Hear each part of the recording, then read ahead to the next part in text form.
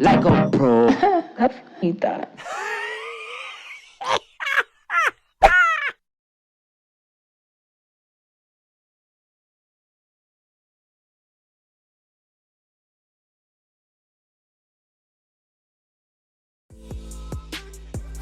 Hey guys, and welcome back. Today we're going to be highlighting something that is really necessary. I should start there, and that is going to be breakage. My client today, y'all, when I tell you, this girl used to have some hair, and she still does have a lot of hair, as you can see, but she had a lot of healthy hair once upon a time, and it wasn't that long ago. But now it has broken off, and primarily just due to lack of care, extensions, not caring for her hair in between her installs. And we are here today. So my job is going to be to correct this, and I'm going to try to save what we can. And I'm going to press her hair off camera. So we're going to begin her haircut and everything after it's already silked out. So y'all just stay along and let's just see how much of her hair that we can save.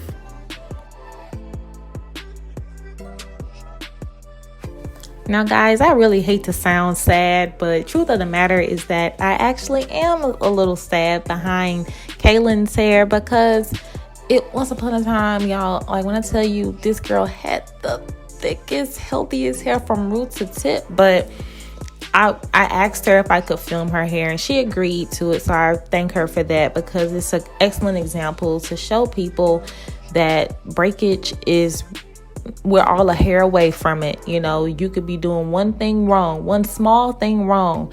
Do it wrong one time, you might not see any bad results.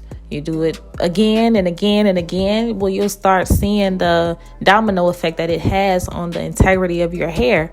And I always say this because I always feel like I need to mention this as a disclaimer, that I am not anti-weave. I am not anti-hair color, obviously, because I'm a colorist. I'm not anti anything when it comes to accessorizing your hair. What I am against is abuse.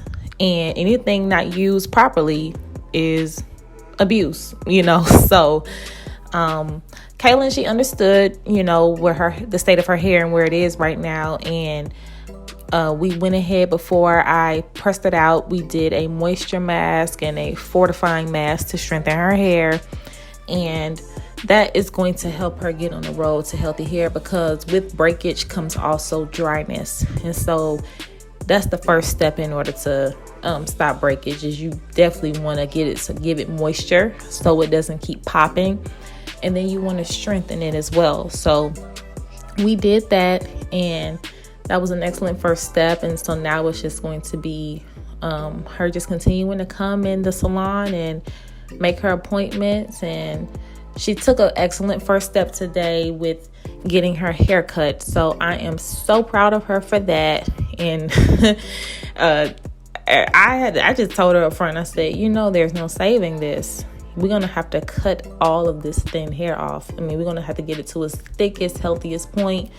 And I'm going to save what I can so you can walk out of here looking like something in somebody. And then we'll just, continue on our road to recovery.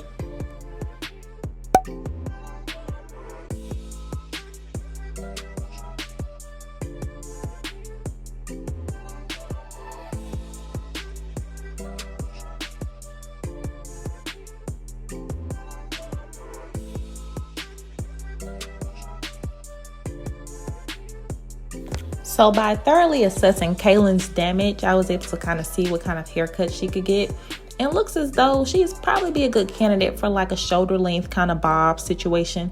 It's not going to be really, really heavy on her sides, which that's what I look for when I'm doing a bob for anybody who wants to wear their own hair. If you don't have the weight on the sides, then most of the time that you're not a good candidate. but she had length in the back and her hair was still kind of heavy at the roots. So I was kind of able to kind of make it kind of bob-esque, if that's a word. So that's what we're going to go for. And I'm going to add some layers in there as well, just so she has some shape to it and it's just not so blunt and it's not looking like it's missing pieces. So she has movement in her interior as well. And I think she'll be good to go, and I think she'll be pretty pleased with this haircut. It's a good interim kind of look until we get her hair back to her original length.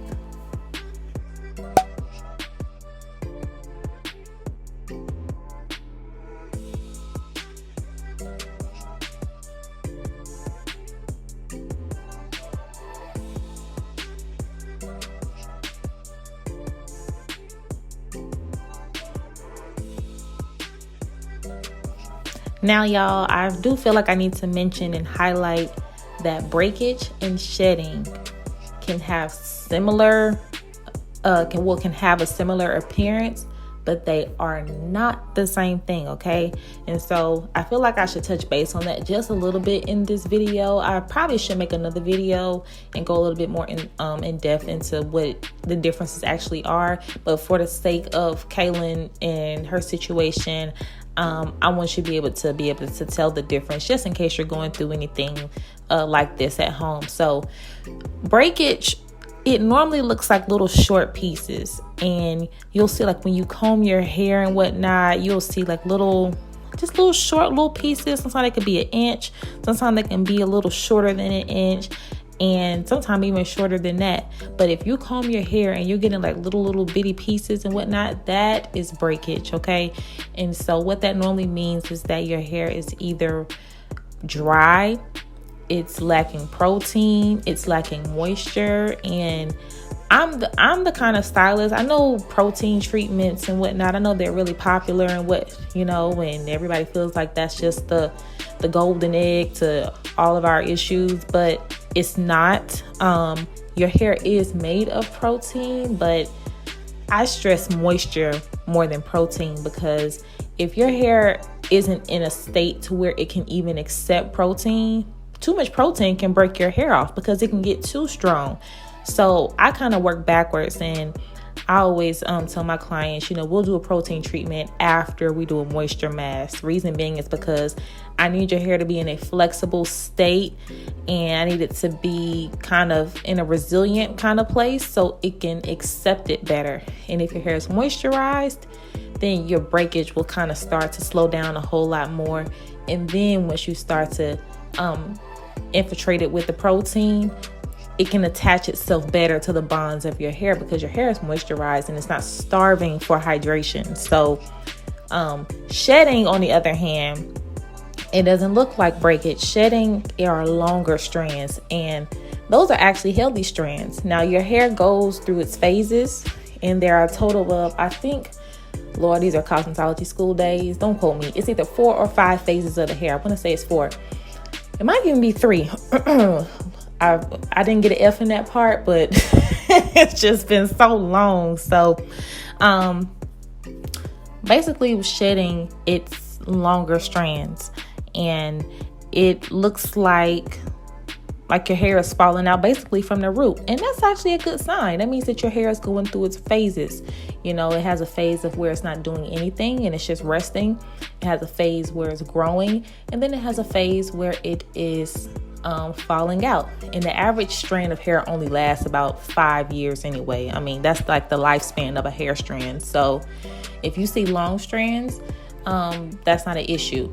And long strands can look like many different things for everybody. Sometimes if your hair is longer, or if your hair is, I should say, thicker, you might lose more hair, and everything in between. It's normal to lose, on average, between 25 to 150 strands of hair per day. So, like I said, that's just a general rule of thumb. And like I said, it can vary depending on the person. If your hair is dense and you have a lot of hair, you might lose more hair. If your hair is thinner, however, and you're losing a lot of hair, that's something to be concerned about. So you always have to weigh it based upon what you have going on and your starting point, but that's just a general rule of thumb.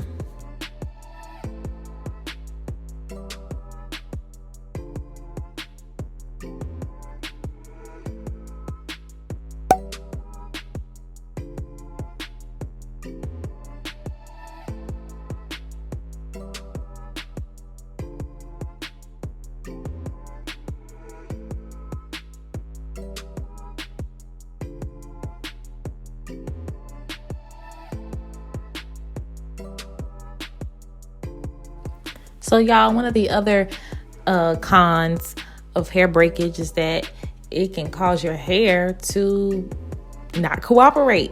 And in this case, that was Kaylin's issue. I could not get her hair to lay down for anything. Like sometimes with my clients, I can just curl their hair and then send them on out the door, but not today.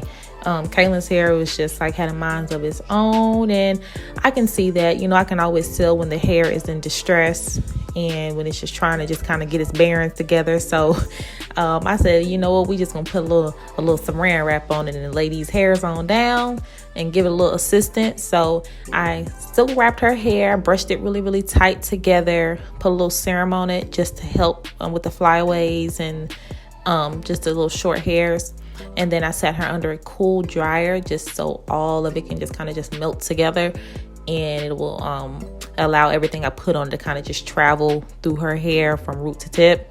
And after I took it down, you'll see the sheen that it has in it and how it's a lot more silkier and whatnot. And so that's a little trick that you can do, even if you have like static in your hair, or if you just have a lot of flyaways and things of that nature. If you buy the cling wrap helps a whole lot. It helps seal in moisture.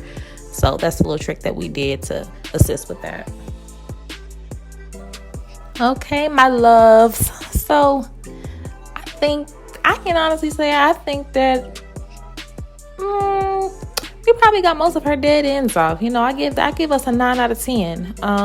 And I'm happy about that because she wasn't shy and she wasn't afraid of change.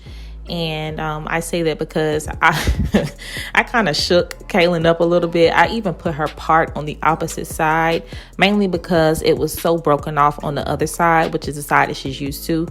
And it just didn't work out. It was just way too short. It wasn't cooperating. So I said, let's flip it on the other side so it can actually lay. And even though she is totally against wearing her hair on this side of her hair, it looks good. And it gives her other side a break. So her hair looks really, really good. It looks healthy now. It's got a nice luster. The moisture mask helped a lot. The strengthening mask helped a lot. And hopefully I can keep you all updated on Kaylin's journey to see, how long and how healthy her hair grows. Of course, I'm always health over length any day, but it's always exciting as a stylist just to see how long people's hair actually grows. You never really know until you do it. So yeah, thank you all so much for watching. I appreciate you guys. Remember to subscribe if you love and enjoy my content, and I will see you all next week.